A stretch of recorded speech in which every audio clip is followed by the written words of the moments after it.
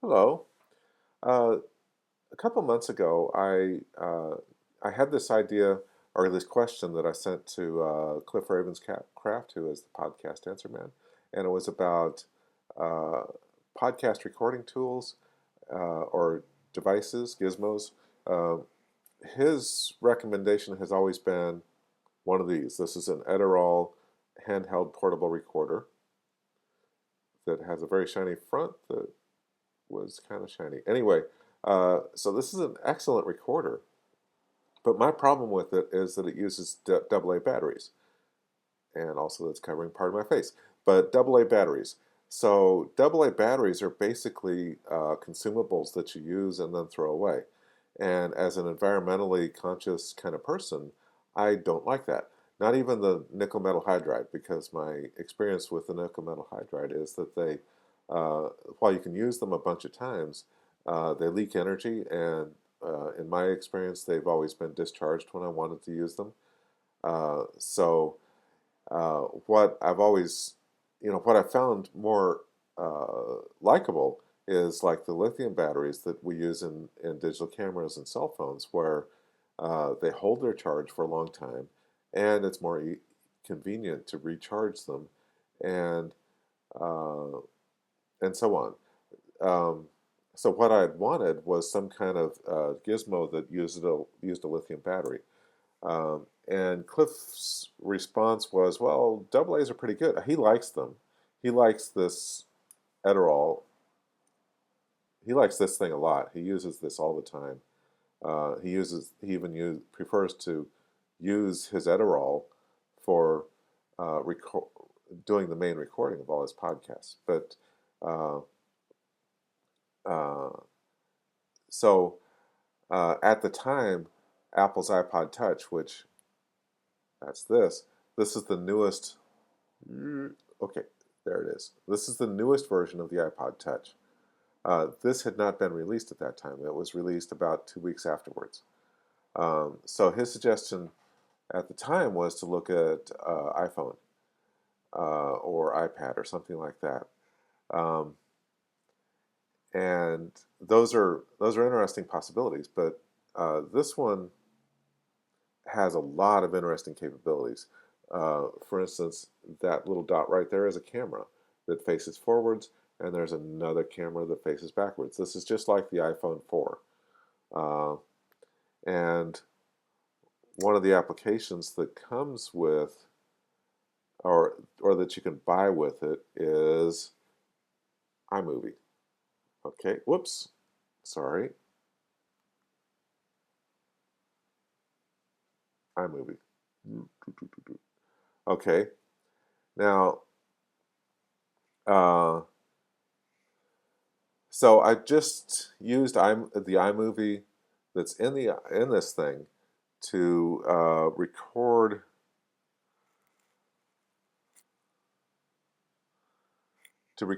a little movie, and it was a really slick experience in most ways. Uh, so uh, so one thing is that okay, so this is with it in the mode to start recording a movie. So once you select your theme, select the theme, you click the done thing, and then you can tap one of those buttons to insert already recorded clips, or you can record directly from the camera. So you can set up out of the box, okay, let's try to get me lined up. So out of the box, it records out of the camera that's on the rear.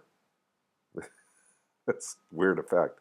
Uh, or there's a little button on the thing, and it can flip around. Boy, this is a really weird effect. It can flip around the camera, so it's recording off of the front camera. And so the way you can easily use this to record a talking head video with it facing you, or you can record something that you're pointing the other side of the camera to. Um, so that part is pretty slick. Now, uh, the main problem I have with it is the audio quality. Uh, the microphone is whatever is built into this, which that microphone is okay. It's kind of tinny, but it's okay. It's not great. And it's not clear whether you can plug in an external microphone. You can do like I'm doing with this. This is the headphone. Uh, this is the headphone thing off of my iPhone, and it includes a microphone somewhere on this cable right here. There's a microphone right there. This happens to work with my laptop, but it also works plugging into the iPod Touch. So it's possible to record audio that way. There's also, and I haven't checked into this, but there's also a product from Griffin Technologies that was designed for previous iPods and could record audio directly on that. I also own an iPad, and and I think that the iPad conceivably could be a really interesting audio recording studio if only it had a way to bring in multiple tracks of audio. Because you've got this big screen, and you could think of a nice GUI application on that big screen that handled multiple tracks of a recording.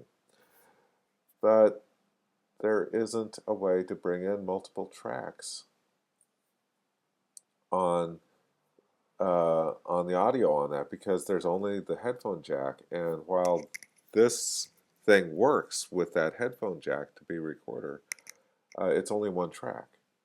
So uh, so there's this potential capability that doesn't fit within Apple's conception of what that device is, and so therefore they didn't build in that capability to bring in multiple audio tracks. This gizmo, which for podcasting, this gizmo is pretty interesting for certain use cases. I don't think that it would replace this. I don't think it would replace this, but then this is audio only, and this is video. Okay. Um, so another couple steps about this is that the iMovie that's in this can publish to YouTube, but it's kind of a multi-step process. For one thing, you have to use the iMovie. You have to use the iMovie that's in here to edit, which uh, it's fairly intuitive once you learn what the actual user interface is. I didn't find it obvious or intuitive to figure it out to begin with, but once there's a video that's on Apple's website that shows you what to do, and so once I watched that a couple times, I was able to get it, and it is pretty straightforward.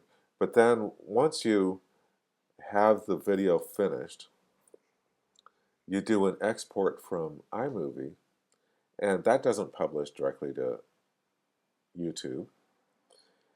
It publishes to the camera roll that's inside this thing. So then you have to go into the camera application, and from the camera application, you can then publish to YouTube. Uh, so the so that does mean you can directly use the camera application without buying iMovie to publish to YouTube.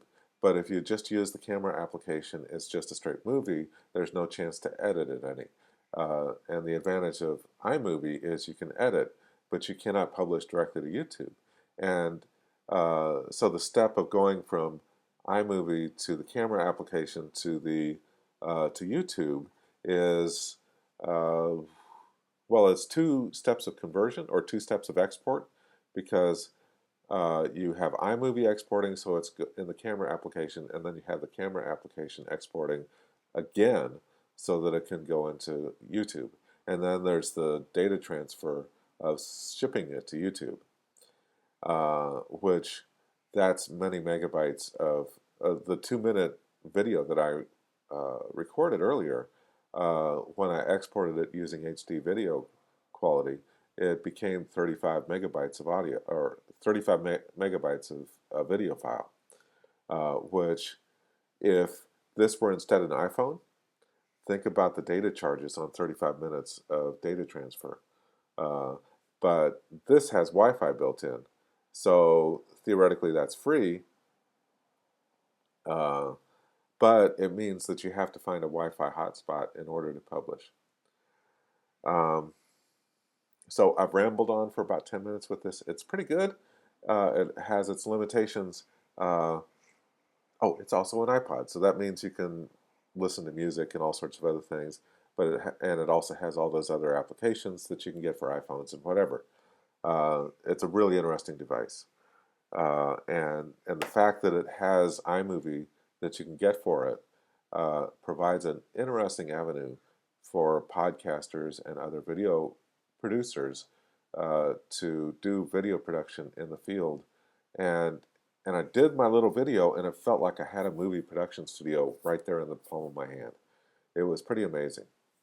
So, thank you. I've rambled on for long enough. Thank you for watching. Uh, that's it.